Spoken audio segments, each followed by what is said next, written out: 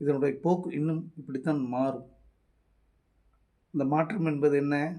ஜாமீனில் கைது செய்யப்பட்டாலும் வெளியே வந்துடுவாங்க.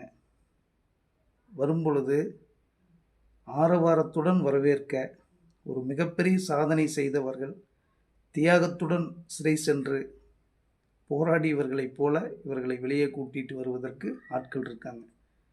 ஒரு ஜாதி சங்க தலைவனாகுவதற்கு அனைத்து முகாந்திரமும் சுஜித் குமாரை சுற்றி பின்னப்படக்கூடிய சூழல் இன்னைக்கு உருவாயிருக்கு.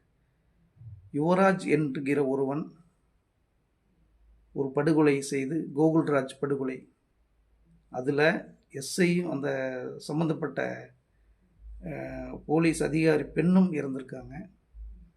இதில் இன்னைக்கு இந்த யுவராஜ் வெளியே வந்து குற்றவாளி என்று நிரூபிக்கப்பட்ட பிறகும் இவ்வளோதான் தண்டனை.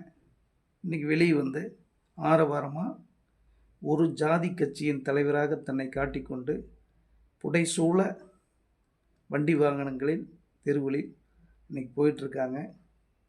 இவரை தூக்கி பிடித்து கோஷம் போடுவதற்கு தருதலைகள், வேலை வெட்டி இல்லாத ஈன நாய்கள் கூட இருக்கிறார்கள். இதை போன்ற ஈனம் அங்கேயும் நடக்கும். சுஜித்தும் ஒரு ஈன கூட்டத்திற்கு தலைவனாகி விடுவான்.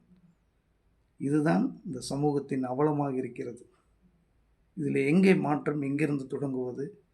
அடுத்த தலைமுறையை மாற்றக்கூடிய சக்தி சமூகத்தில் இருக்கக்கூடிய நமக்கு இருக்கிறதா, இல்லை இந்த அரசியல் சித்தாந்தத்தில் இருக்கிறதா?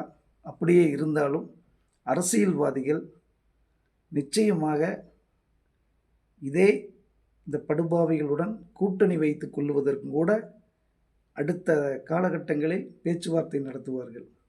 ஏனென்றால் மிக மோசமான ஒரு மனநிலையும் சமூகத்தை சுரண்டி திங்கக்கூடிய ஒரு அந்த மாதிரி நிலையிலிருந்து மக்களை சுரண்டி தின்பதும், ஏமாற்றுவதும், கொலை, கொள்ளை, படுபாதக செயல்களை செய்வது தான் இன்றைக்கி அரசியல் கட்சியில்